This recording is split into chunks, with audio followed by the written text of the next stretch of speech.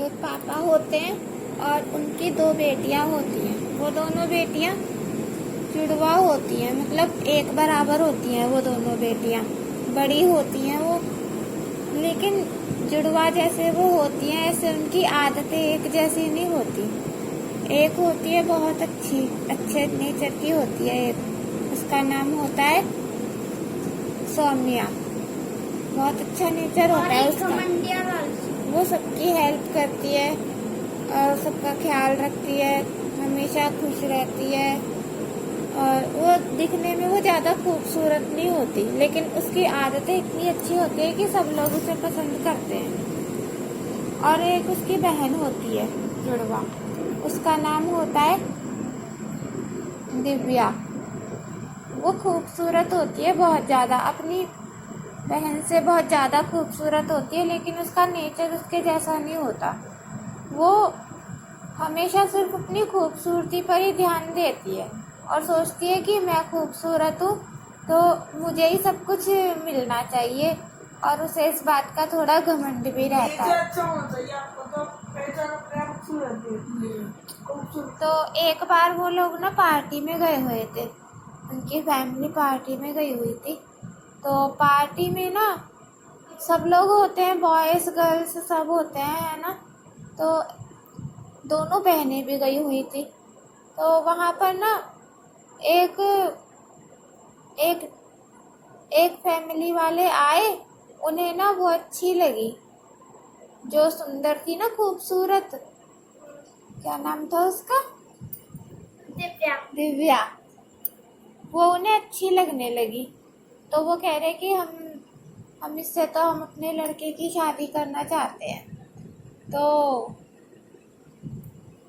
दिव्या खुश हो गई कि देखो मैं इतनी खूबसूरत हूँ और मेरे लिए तो हर कोई मुझे देखते ही पसंद कर लेता है।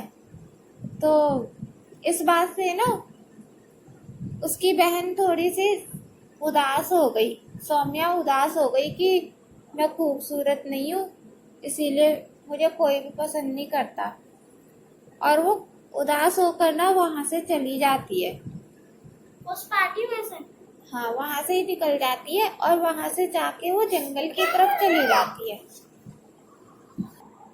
वहाँ से वो जंगल की तरफ चली जाती है उदास होते हुए, उसका मन नहीं लग रहा होता उधर। तो जंगल में जाते हुए उसे रास्ते में एक बूढ़े बाबा मिलते हैं। वो बाबा उसे देखते ही कहते हैं कि बेटा तुम तो बहुत परेशान लग रही हो, उदास लग रही हो, जाओ तुम जंगल के अंदर चली जाओ, लेकिन एक बात का ध्यान रखना, हमेशा खुश रहना और हमेशा पॉजिटिव रहना, दूसरों की मदद करना, और जैसी तुम हो ना अभी तक वैसे ही रहना, अपने आप को बदलना मत, मतलब अपना अच्छा नेचर तुम बदलना मत जंगल के अंदर जाकर। फिर वो चली जाती है जंगल के अंदर। जंगल के अंदर जाकर उसे सबसे पहले उसे एक हिरन का बच्चा मिलता है।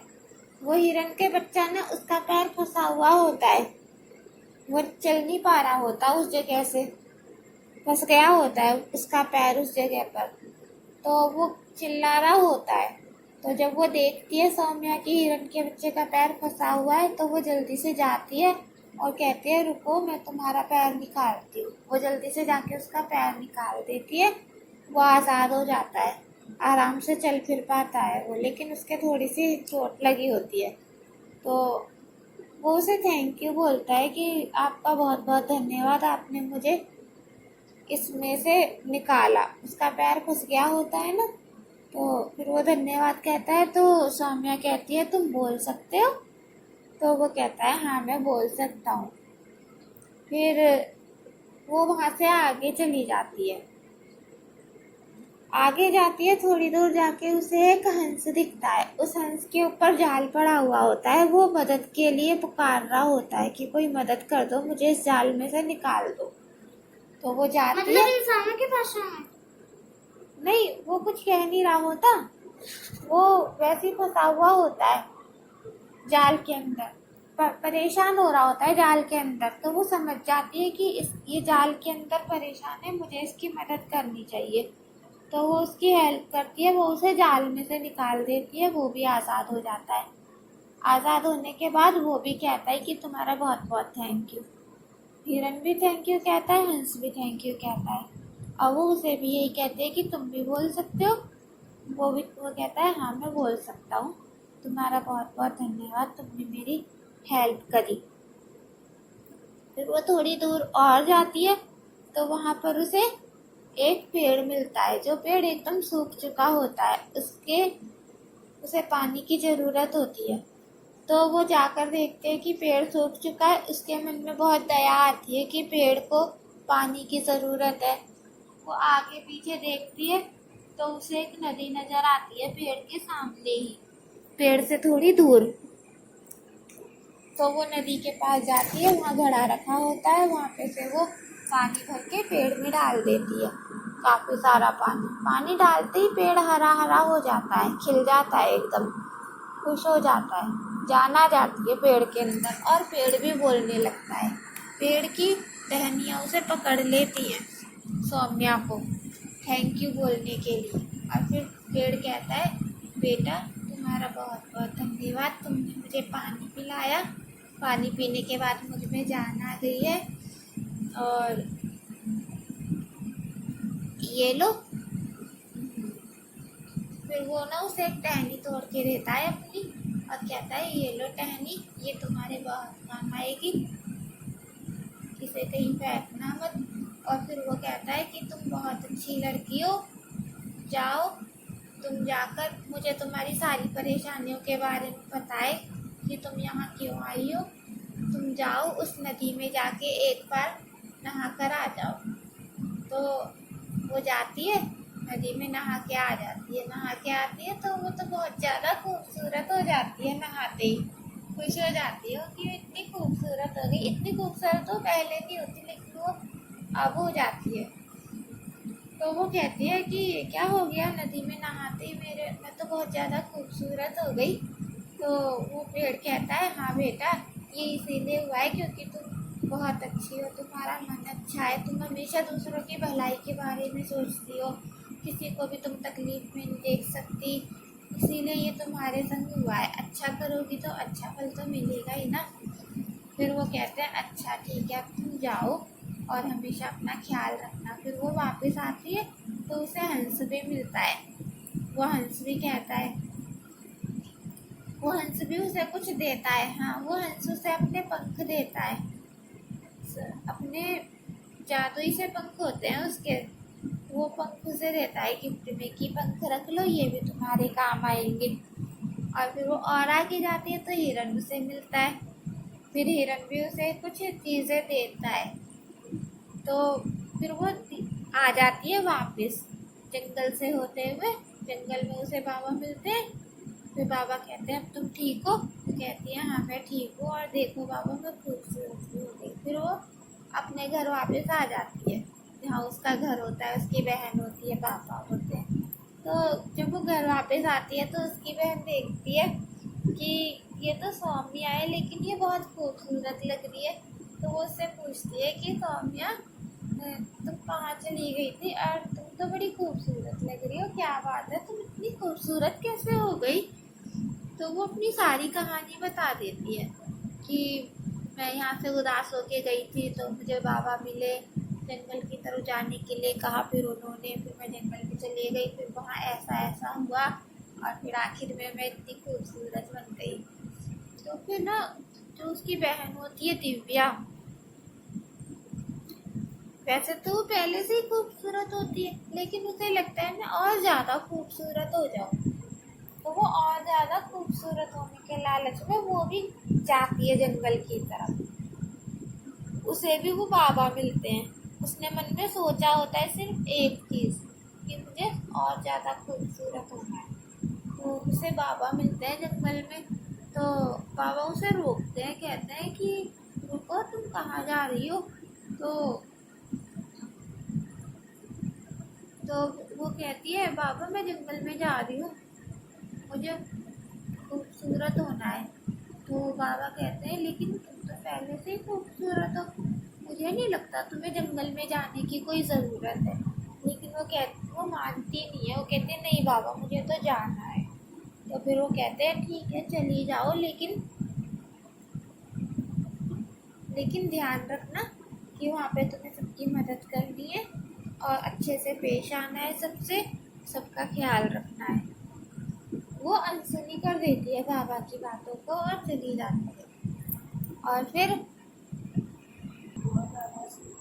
तो दिव्या जंगल में चली जाती है।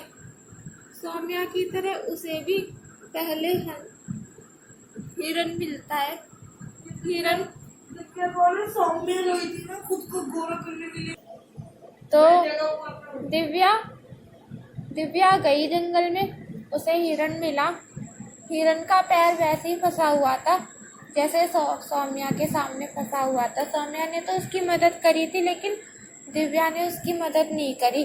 वो बार बार बोल रहा था मेरी मदद करो मेरी मदद करो, लेकिन वो ये बोलती बोलती आगे चली गई कि मेरे पास अभी टाइम नहीं है, मुझे देर हो रही है, मैं बाद में करूँगी मदद तुम्हारी, मेरे पास अभी टाइम नहीं है। वो आगे चली गई। आगे उसे हंस मिला। हंस पुकार रहा था कि मेरी मदद करो प्लीज़ मुझे इस जाल से निकालो। लेकिन उसने उसे भी यही कहा कि नहीं मैं तुम्हारी मदद नहीं कर सकती, मुझे खूबसूरत बनना है, बहुत जल्दी से जल्दी खूबसूरत बनना है मुझे। अगर मैं तुम्हारी मदद करने के लिए रुक गई तो मुझे बहुत देर हो जाएगी। और ये कह के वो आगे चली गई बिना मदद किए। फिर वो पेड़ के पास आई। पेड़ को उसने देखा कि सूखा है, लेकिन उसने ये नहीं सोचा कि मैं पानी डालूं। उसने डायरेक्ट पेड़ के पास जाके ये कहा कि तुम ही वो पेड़ हो ना जिसने सौम्या को खूबसूरत बनाया है, मुझे भी खूबसूरत बनना है। तो वो पेड़ जल्दी से उसको पकड़ लेता है जैसे उसने सौम्या को पकड़ा होता है। तो फिर दिव्या पेड़ से कहते कि तुमने मुझे पकड़ क्यों लिया, मुझे खूबसूरत बनना है, जल्दी से मुझे खूबसूरत बना दो। मुझे बताओ वो नदी कहाँ है जिसमें सौम्या नहाई थी और खूबसूरत हुई थी, मुझे तो वो नदी कहीं दिख नहीं रही यहाँ पे। तो फिर पेड़ बोलता है कि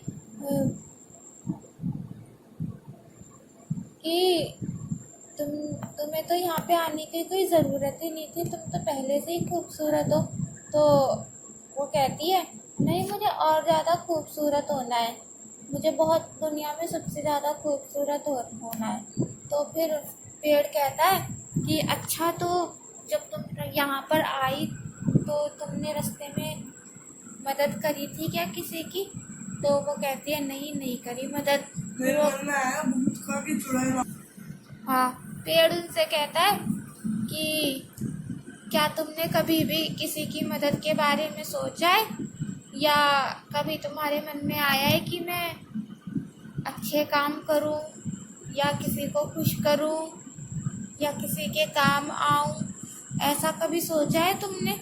वो मना कर देती है कि नहीं मैंने तो ऐसा कभी नहीं सोचा। तो वो कहते हैं फिर तुम गलत जगह पे आई हो, तुम यहाँ से चली जाओ, यहाँ पे तुम्हें कुछ भी नहीं मिलेगा। अगर तुमने वो पेड़ से समझाता है कि देखो हम बनने की क्या जरूरत है? फिर पेड़ उसे समझाता है कि देखो मुंह से खूबसूरत होना या फेस से खूबसूरत होना या स्किन से खूबसूरत होना उतना ज़रूरी नहीं है जितना हमें हमारे मन से खूबसूरत होना ज़रूरी होता है। अगर तुम अच्छे काम करोगी, दूसरों की मदद करोगी, दूसरों के काम आओगी, दूसरों के लिए अच्छा सोचोगी, तो तुम अपने आप ही बहुत ज़्यादा खूबसूरत हो जाओगी। फिर उसके सारी बातें समझ आ जाती है कि हाँ मैंने क्या क्या गलती करी है। और फिर वो आती है घर, और घर आती है वो सौम्या से प्यार से गले मिलती है, उससे सॉरी बोलती है और कहती है कि आज से मैं भी तुम्हारी तरह बनूंगी, जैसे तुम लोगों की मदद करती हो, अच्छा सोचती हो, पॉजिटिव रहती हो, ऐसे ही मैं भी तुम्हारी तरह बनूंगी। कहानी खत्म। तो इससे हमें क्या सीख मिलती है? लालच पूरी तरह। नहीं तो तुम हो ना उसी में खुश रहो ज्यादा। इससे वो है ना बताओ क्या कर रही थी। इससे हमें ये शिक्षा मिलती है कि हमें बाहर से खूबसूरत होने से ज़्यादा अपने अंदर से खूबसूरत होना चाहिए, तो बाहर से हम खुद ही खूबसूरत हो जाते हैं। मतलब हमें अच्छी अच्छी चीज़ें अपने अंदर लानी चाहिए अच्छी आदतें, अच्छा व्यवहार। मम्मा सुनो, वो बताओ क्या कर रही थी?